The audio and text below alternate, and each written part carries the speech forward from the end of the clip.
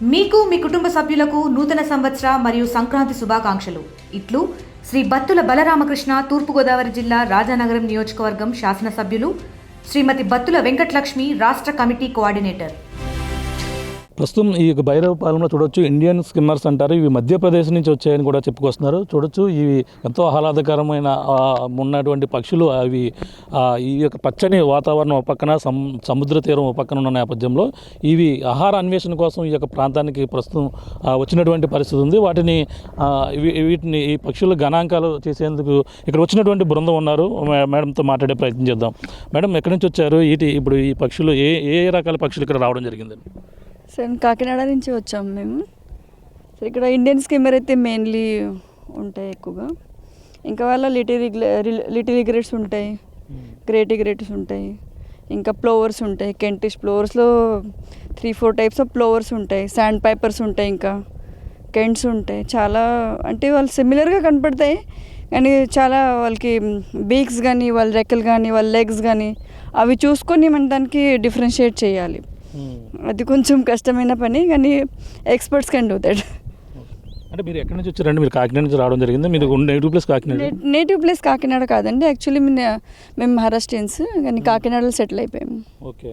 అంటే ప్రతి ఏటా మీరు ఈ యొక్క పక్షుల అన్వేషణ అయితే గణాంకాల దాంట్లో మీరు పాల్గొంటారా ప్రతి సంవత్సరం కూడా? లేదు, ఐ డూ రెగ్యులర్ బర్డింగ్.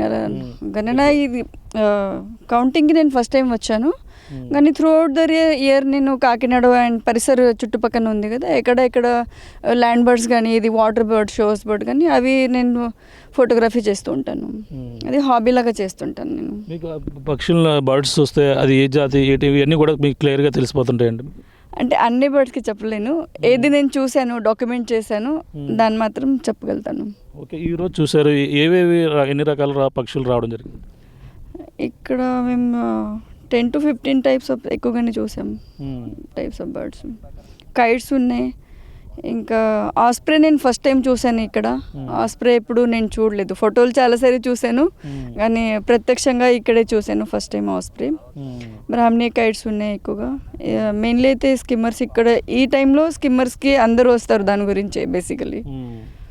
అంటే ఇంకా ఈ కాకినాడ ప్రాంతంలో మీరు అన్ని ప్రాంతాల్లో తీస్తానంటున్నారు.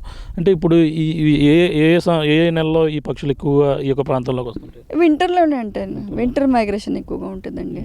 లాస్ట్ టైం 2 years బ్యాక్ మేము ఇక్కడ వచ్చేటప్పుడు ఫ్లెమింగోస్ కూడా కనపడ్డాయి మాకు, అంటే బై ఛాన్స్ లక్కీలీ అలా దొరికాయి. చాలా హ్యాపీ అనిపించింది. లేకపోతే ఫ్లెమింగోస్ కోసం చాలా దూరం వెళ్ళాలి, లేకపోతే ముంబై, ఠానే వెళ్ళాలి, లేకపోతే ఇక్కడ మన పులికత్ లేక్ వెళ్ళాలి, అంత దూరం వెళ్ళాలి అండి ప్లాన్ చేసుకునేవి. ఇక్కడ మేము స్కిమ్మర్ గురించి వస్తే అది కూడా కనపట్టే చాలా సంతోషం అనిపించింది. అంటే మనకి ఎక్కువగా స్వదేశీ పక్షులు ఎక్కువ వస్తుంటాయి, లేదా విదేశీ పక్షులు కూడా ఎక్కువ ఆస్ట్రేలియా నుంచి కూడా వస్తుంటాయి? రెండు ఉన్నాయండి, రెండు ఉన్నాయి. ఇక్కడ ఇండియన్ బర్డ్స్ కూడా ఉన్నాయి, local birds plus migratory birds కూడా ఎక్కువగానే ఉంటాయి ఇక్కడ. మీకు December to February, March వరకు ఉంటాయి ఇక్కడ. ఎందుకు ఇలా వస్తాయండి? అంటే వలస, అంటే దాని ఆహారం అన్వేషణ మీద వస్తాయండి వేరే? అంటే వాళ్ళకి అక్కడ చలి ఎక్కువగా ఉంటుంది, స్నోఫాల్ ఎక్కువగా ఉంటుంది. వాళ్ళు వాటర్ బాడీస్ మొత్తం గడ్డలు కడతాయి, స్నో అవి. నేను వాళ్ళకి అక్కడ ఫుడ్ దొరకదు, అంటే సర్వైవల్కి వాళ్ళకి క్లైమేట్ సరిగ్గా ఉండదు అక్కడ. దాని గురించి ఇక్కడ కొంచెం హాటర్ కదా, అక్కడి నుంచే ఇక్కడ వాళ్ళకి ఫుడ్ బాగోదు. మార్షి ఏరియా కదా ఫుల్, వాళ్ళకి ఇక్కడ ఆయిస్టర్స్ ప్లస్ చిన్న చిన్న పురుగులు, అవి చిన్న చిన్న ఫిషెస్, అవి చిన్న బర్డ్స్ కదా, వాళ్ళకి ఫుడ్ బాగా దొరుకుతుంది ఇక్కడ. ప్లస్ క్లైమేట్ బాగుంటుంది, వాటర్ బాడీస్ ఎక్కువగా ఉన్నాయి కదా ఈ ఏరియాలో. మనకి గోదావరి ఏరియాలో వాటర్ బాడీస్ ఎక్కువగా ఉంటాయి. వాళ్ళు ఇక్కడ ఇంకా ఇది చాలా లోపల ఏరియా కదా, ఇక్కడ ఎక్కువగా జనాలు రావడం కామన్ కాదు, తక్కువ అనేసి వాళ్ళకి ఇక్కడ కొంచెం లోన్లీగా హ్యాపీగా ఉంటుంది, వాళ్ళకి డిస్టర్బెన్స్ ఏం లేకుండా. వస్తే మనం ప్లాన్ చేసే వాళ్ళు ఈ ఫారెస్ట్ డిపార్ట్మెంట్ వాళ్ళు అలాంటి వాళ్ళే వస్తారు, పర్మిషన్ తీసుకొని వస్తారు. మామూలు జనాలకి ఎంత దూరం రావడానికి కుదరదు, అంటే వాళ్ళు ఆలోచించారు రావాలి అని. అంటే ఇప్పుడు స్కిమ్మర్స్ ఇప్పుడు ఇక్కడ ఉన్నాయి, ఇవి మళ్ళీ తిరిగి ఏ ప్రాంతానికి వెళ్ళిపోతాయి ఒకరు మార్చి అయిపోయిన తర్వాత? మళ్ళీ వాళ్ళు మధ్యప్రదేశ్. నాకు ఎగ్జాక్ట్ ఐడియా లేదండి దీని గురించి, నాకు ఎగ్జాక్ట్ ఐడియా లేదు నాకు. ఓకే. ఇది పరిస్థితి ప్రస్తుతం. ఈ బర్డ్స్ ఎక్స్పర్ట్స్ ఎవరైతే ఉన్నారో కొంతమంది రావడం, ఈ యొక్క ప్రాంతాలలో ఈ ప్రాంతాలలో ఇప్పుడైతే అన్వేషణ అయితే కొనసాగుతున్నటువంటి పరిస్థితి ఉంది. మరొక బృందం సభ్యులు ఉన్నారు, మాట్లాడే ప్రయత్నం చేద్దాం. ఇక్కడ ఏదైతే స్కిమ్మర్స్ ఏవైతే ఉన్నాయో వీటిని అయితే ప్రస్తుతం ఇక్కడ ఈ యొక్క ప్రాంతాలు అంటే ఎక్కువ మంది పర్యాటకులు కూడా రాని ప్రాంతం కావడంతోనే ఇక్కడికి వస్తున్నటువంటి పరిస్థితి ఉంది. మాట్లాడే ప్రయత్నం చేద్దాం. సార్ చెప్పండి, ఇప్పుడు ఏ బర్డ్స్ ఇక్కడ గుర్తించడం జరిగింది, ఎన్ని రోజుల పాటు ఈ గణాంకాలు జరుగుతుంది? ఇది ఏడబ్ల్యూసి ఇప్పుడు ఈరోజు మనకి ఈ పర్టికులర్ కాకినాడది ఈరోజు మాత్రమే జరుగుతుంది. మనకి ఏషియన్ వాటర్ ఫౌల్ సెన్సస్ మనకి డిసెంబర్ ఫిబ్రవరిలో నడుస్తుంది, ఆల్ ఓవర్ ఇండియా నడుస్తుంది. హైదరాబాద్, ఇక్కడ తమిళనాడు అంతా వేరే వేరే బర్డ్ వాచర్ గ్రూప్స్ ఉన్నారు. సో ఒక్కొక్క స్టేట్కి ఒక స్టేట్ కోఆర్డినేటర్ ఉంటారు.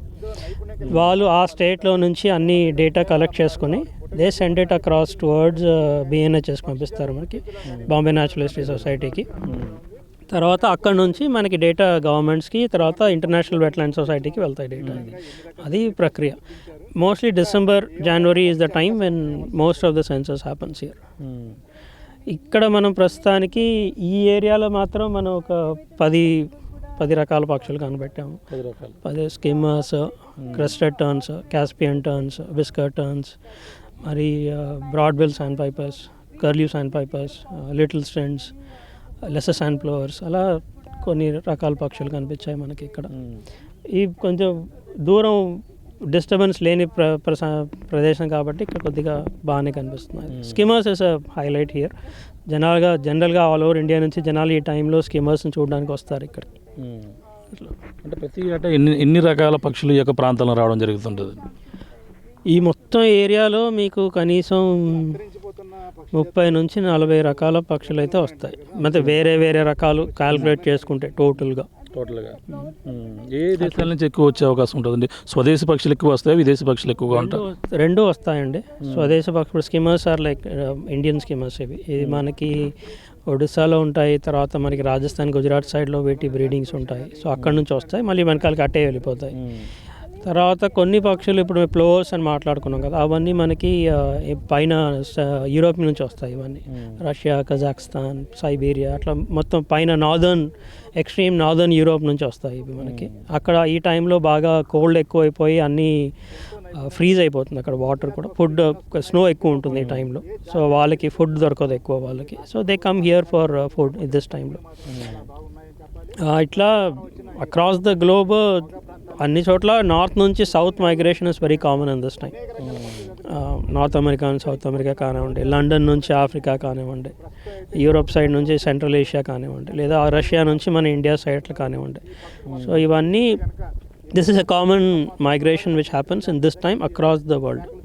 మన ఇండియాలో మనకి మేజర్గా కనిపించే ఈ వలస వచ్చే ప్రదేశాన్ని సెంట్రల్ ఏషియన్ ఫ్లైవే అంటాం మనం దీన్ని. ఇవి కాకుండా ఇండియాలో ఇంకా 2 ఫ్లైవేస్ వస్తాయి. ఫ్లైవేస్ అంటే మీరు బర్డ్స్కి హైవే అనుకోండి, పైనుంచి ఇక్కడ వచ్చేదానికి వాళ్ళు రెగ్యులర్గా వాడే దారి అది. స్పెసిఫిక్ కంట్రీస్, ఆ స్పెసిఫిక్ కంట్రీస్లో కొన్ని రకాల ఇట్లా కొరింగా లాంటి ప్రదేశాలు వాటికి తినడానికి ఆగుతాయి, తిని కొద్ది కిందకు వస్తాయి. సో ఈ గణనం చేసేటప్పుడు మనకి ఎక్కడ ఆగుతున్నాయి, ఎన్ని ఆగుతున్నాయి, ఏ రకాల పక్షులు కిందకు వస్తున్నాయి, ఏవి ఎక్కడి నుంచి వెళ్తున్నాయి అనే డేటా మనకు వస్తుంది. ఈ డేటా వలన ఏ ప్రాంతాలని పరిరక్షించుకోవాలో తెలుస్తుంది మనకి. Main reason for the counting is to know where do I put my money to conservation. ఇప్పుడు మధ్యలో మనకి వరుసగా ఇండియా మొత్తంలో government has their own limitations, where can they spend more. So అలాంటప్పుడు ఎక్కడెక్కడ కీ సైట్స్ ఏ ఉన్నాయి అవన్నీ అట్లీస్ట్ అవన్నైనా రక్షించుకుందాం అనే ప్రయత్నాలు ఈ డేటా వాళ్ళు వాడతారు. మీరు ఎన్నాళ్ళ నుంచి ఈ గణన అనేది మీరు ఇందులో పాల్గొంటున్నారు? మీకు వీటిని చూడడానికి మీరు ఎన్నాళ్ళు వెంటనే తెలిసిపోతే మీకు? లేదండి, నేను బర్డ్ వాచింగ్ నాది హైదరాబాద్ నాది. So I joined a club in Hyderabad called Deccan birders. Deccan బర్డర్స్లో చాలా సీనియర్ బర్డర్స్ ఉన్నారు. సో వాళ్ళ దగ్గర నుంచి నేర్చుకున్నది ఇనిషియల్గా. తర్వాత census I been doing for at least 10 years now. 10 సంవత్సరాల నుంచి రెగ్యులర్గా కాకినాడ కానివ్వండి, హైదరాబాద్లో జరిగే సెన్సస్ కానివ్వండి. So I been part of the census regularly. Initially కష్టమయ్యేది, ఇప్పుడు కొంచెం కష్టమే, బట్ దెన్ కొంచెం పర్లేదు. సో అట్లీస్ట్ చూసిన వెంటనే కొన్ని పక్షులు మాత్రం ఖచ్చితంగా ఐడెంటిఫై చేయగలుగుతాము. కొన్ని పక్షులు it's very difficult to differentiate them. ఫీల్డ్లో కూడా చాలా డిస్టెన్స్ ఎక్కువ ఉంటాయి. సో ఫోటోగ్రాఫ్స్ తీసుకొని దెన్ యూ ఐడెంటిఫై దమ్. ఆ కౌంట్స్ తీసుకొని మనం ఇప్పుడు ఏడబ్ల్యూసీ వాళ్ళు, కొరింగా వాళ్ళు కలెక్ట్ చేస్తారు దాన్ని. అక్కడ నుంచి బిఎన్హెచ్ఎస్కి వెళ్ళి అక్కడ నుంచి పైకి వెళ్తాయి డేటా అంతా. చరిత్ర సృష్టించినోడు ఇప్పుడు ఆ చరిత్రని తిరగరాయబోతున్నాడు. అబద్ధాల గోడల్ని బద్దలు కొట్టి నిజాలను రాగా మీ ముందుంచబోతున్నాడు. నిజమైన వార్తల కోసం వెంటనే డౌన్లోడ్ చేసుకోండి రా యాప్ని.